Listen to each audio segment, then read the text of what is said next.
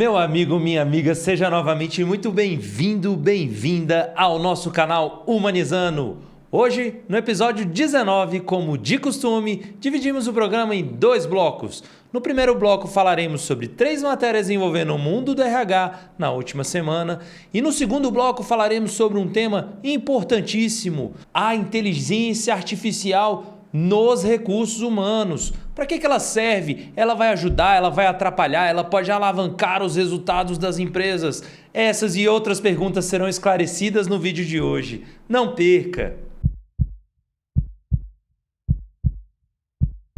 E a primeira matéria de hoje está disponível no site da Você RH e diz: empresas apostam em benefícios mais imediatos para reter talentos.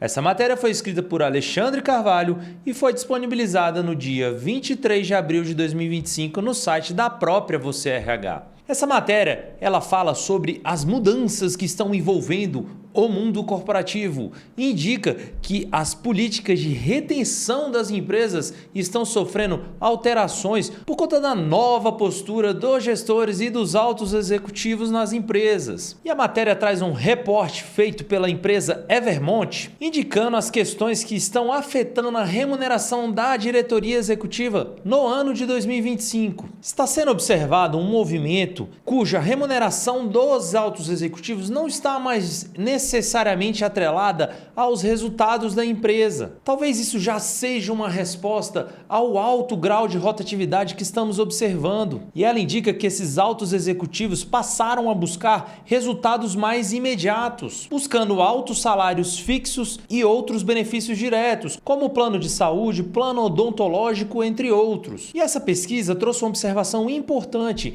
que 58% das empresas não trazem para os executivos um componente de remuneração de longo prazo. E como dito há pouco, segue a seguinte ordem. Plano de saúde. 88,8% das empresas estão focando em planos de saúde. Vale refeição, alimentação. Aqui temos 80,6% das empresas envidando esforços para isso.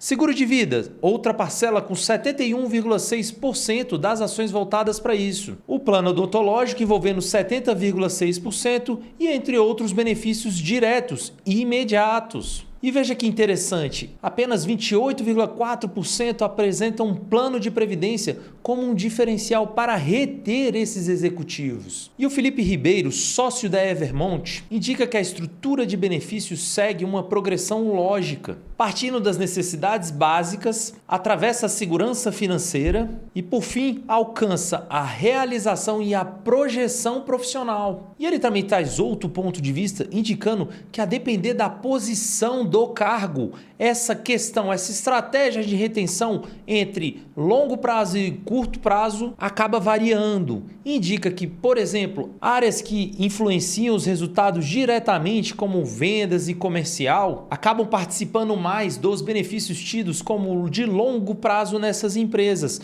Por outro lado, áreas mais operacionais apresentam melhores benefícios de curto prazo. E aqui ele cita a área de RH e até mesmo a área legal. E a matéria apresenta que esse é o verdadeiro desafio que as empresas estão enfrentando para reter esses altos executivos. Porque você tem que mesclar estratégias de curto prazo com estratégias de longo prazo. Porque aqui há de se falar que existe uma limitação financeira. As estratégias de longo prazo, elas geralmente estão vinculadas ao desempenho da própria empresa. Então, de certa forma, você acaba dividindo o risco do próprio negócio como um todo. Ou seja, não basta você querer dar altos salários para todo mundo, porque os recursos da empresa são limitados. Porém, tem que se ficar atento às exigências e às demandas dos profissionais do mercado. E é aqui que o empresário, mais uma vez, tem que equilibrar pratinhos para conseguir atender às necessidades dos seus empregados, respeitando a tradicional limitação de recursos. E a segunda matéria de hoje está disponível no site da Isto é Dinheiro e diz: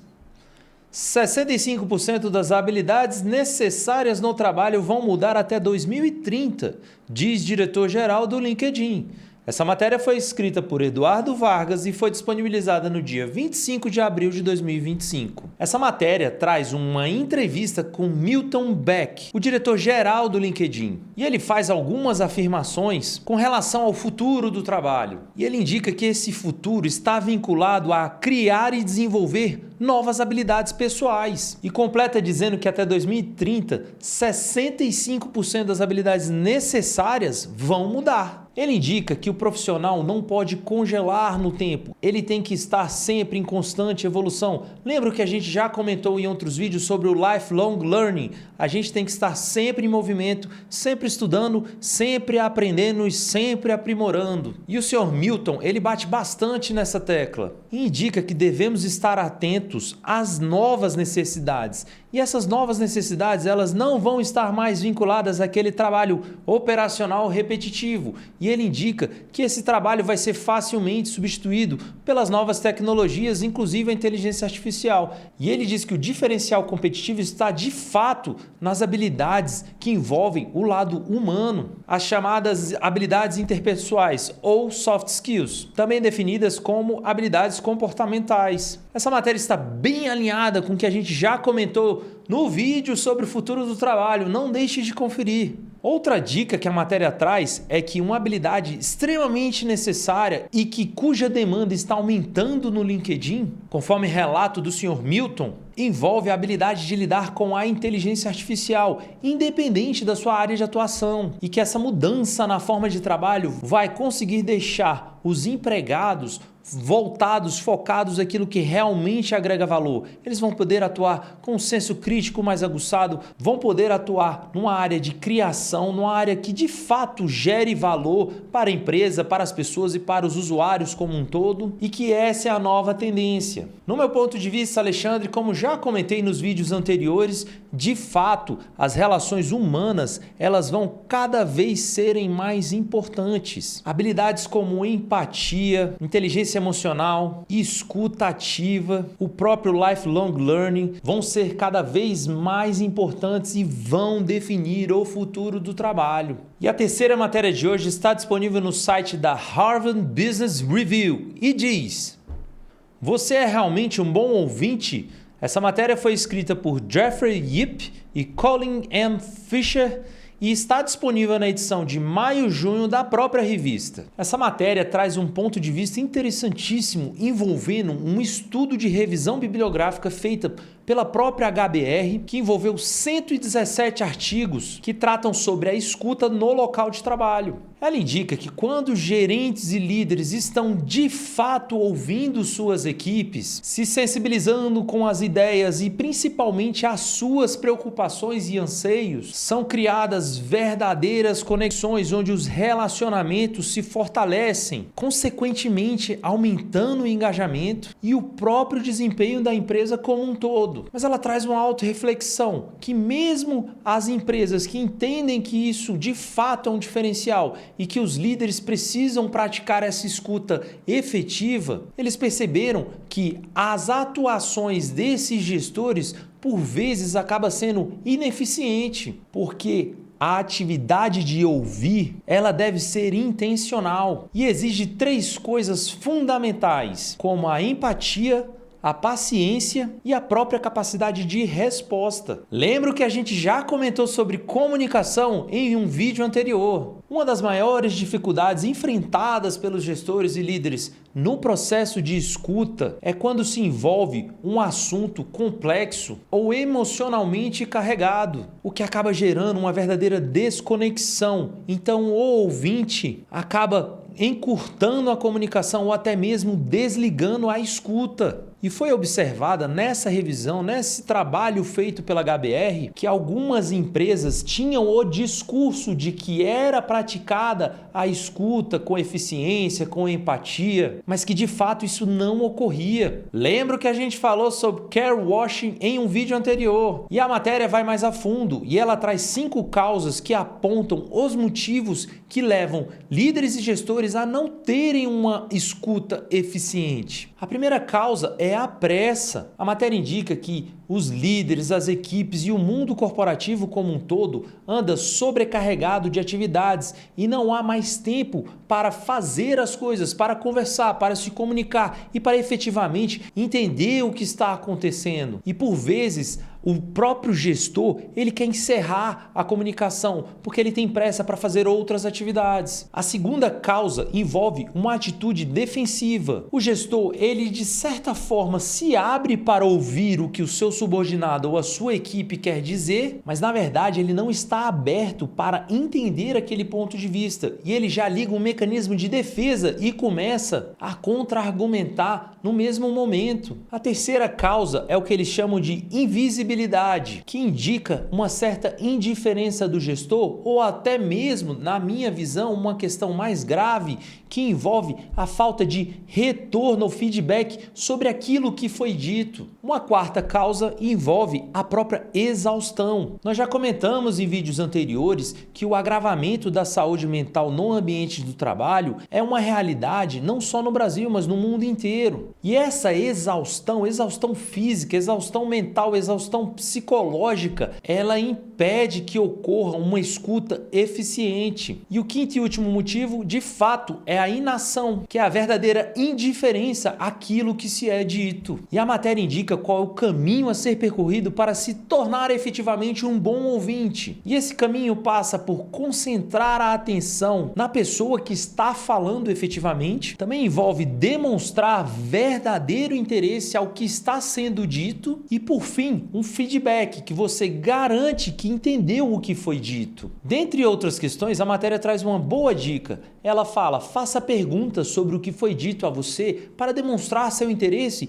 e, de fato, indicar se a comunicação foi efetiva. Outra dica fundamental aqui é: evite interrupções. E qual é o grande problema que envolve o mau ouvinte? Como consequência, pode-se observar a verdadeira corrosão da confiança e da moral junto aos colaboradores, reduzindo engajamento, níveis de produtividade e prejudicando a empresa como um todo. E aqui eu fecho a matéria dizendo que a comunicação é uma das coisas mais importantes que existe em uma empresa. Quando um colaborador se sente ouvido, percebe que seu gestor, a empresa, a liderança realmente se sensibiliza com as suas demandas, ele entende que faz parte de um todo. E essa relação vai se tornando uma relação humana que ultrapassa às vezes até os limites do ambiente de trabalho e cria uma força poderosa de conexão, produtividade e engajamento e alavanca os resultados das empresas. Chegamos à segunda parte do vídeo de hoje e falaremos sobre a importância da inteligência artificial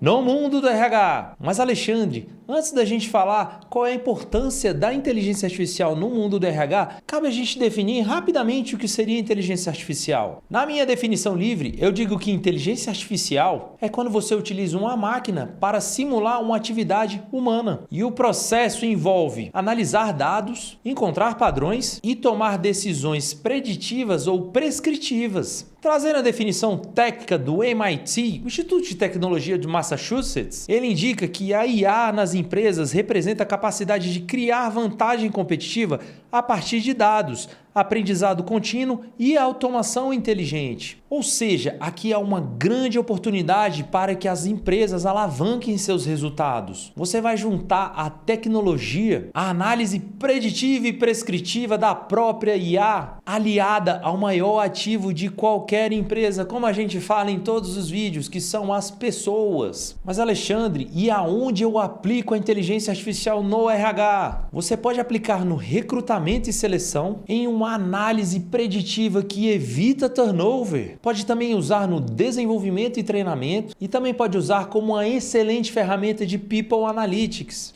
E quais são os benefícios de se utilizar a inteligência artificial no mundo do RH? Dentre outros benefícios, apresento 4 benefícios. O primeiro deles envolve a própria agilidade em processos. O segundo benefício envolve a gestão com base em evidências, ou seja, a tomada de decisões com base em dados. O terceiro benefício envolve a melhoria na experiência dos empregados, porque a ferramenta ela é capaz de criar experiências personalizadas. E o quarto benefício é você conseguir efetivamente prever problemas. Mas aqui eu trago 3 alertas envolvendo a inteligência artificial no RH. O primeiro problema envolve os vieses, ou seja, a gente tem que lembrar que a inteligência artificial ela é treinada, ela é programada, ela é preparada. E a depender das circunstâncias, a depender de como ela for alimentada, ela pode acabar gerando certas injustiças. Outro risco envolvendo a aplicação da IA no RH é a falta de transparência. Puxando o gancho do primeiro alerta que dei, às vezes um viés pode ser omitido por falta de transparência na utilização da própria ferramenta. E um terceiro risco envolve a privacidade de dados,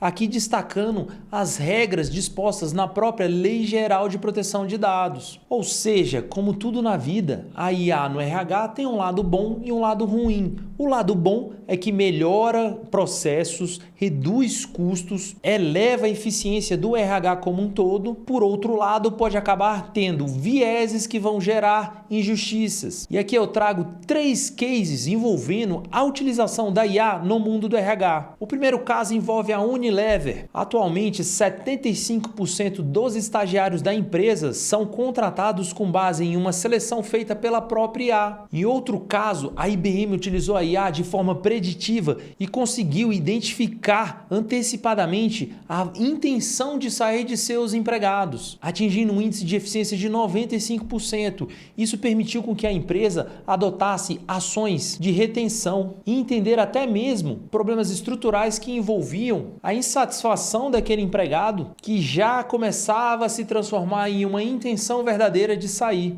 E um terceiro caso, bem alinhado com um dos alertas que a gente falou, foi um processo de recrutamento feito pela Amazon. Percebeu-se que os vieses da ferramenta acabaram prejudicando os currículos de mulheres. Foi necessária uma intervenção humana, interromperam o processo e revisaram toda a metodologia. Mas Alexandre, então quer dizer que a IA vai acabar com o meu emprego? Não é bem assim. Como a gente falou há pouco no próprio vídeo de hoje, cada vez mais as atividades operacionais elas vão ser conduzidas por ferramentas de inteligência artificial. E eu, Alexandre, enxergo isso com bons olhos, porque as pessoas vão começar a trabalhar naquilo que efetivamente requer um lado humano. E posso destacar aqui 4 atividades. A primeira delas é a própria curadoria dos dados, que é analisar se os dados fazem sentido, se eles estão certos, se eles são dados bons para serem utilizados no treinamento das ferramentas e, consequentemente, uma supervisão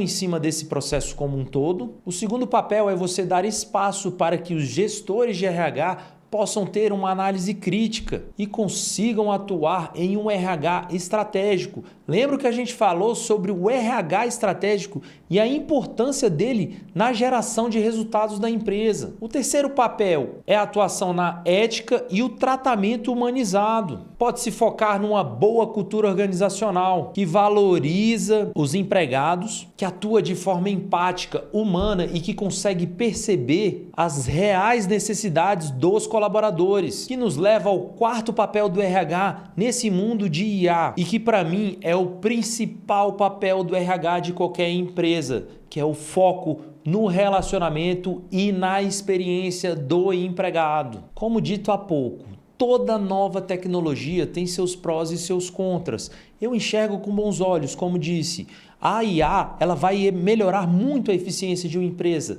Você imagina, por exemplo, um processo de seleção com 10 mil candidatos. Às vezes, o critério de escolha dos 10 mil candidatos, a depender do tamanho da empresa, é praticamente inviável você fazer sequer um filtro inicial. E essa ferramenta consegue democratizar essa análise. Você não vai precisar de verdadeiras equipes para analisar esses currículos. Então, você acaba dando acesso a uma análise melhor, mais eficiente, mais rápida para empresas que não têm tanto recurso. Por outro lado, no contra, deve-se tomar muito cuidado com os vieses e com as próprias invasões de privacidade. Como sempre, eu gosto muito de falar aqui no canal. Mantenha um canal de comunicação aberto, a transparência do que está sendo feito, como a própria ferramenta está agindo na empresa. Tudo isso acaba dando uma certa segurança aos colaboradores, aos gestores e à empresa como um todo. É isso.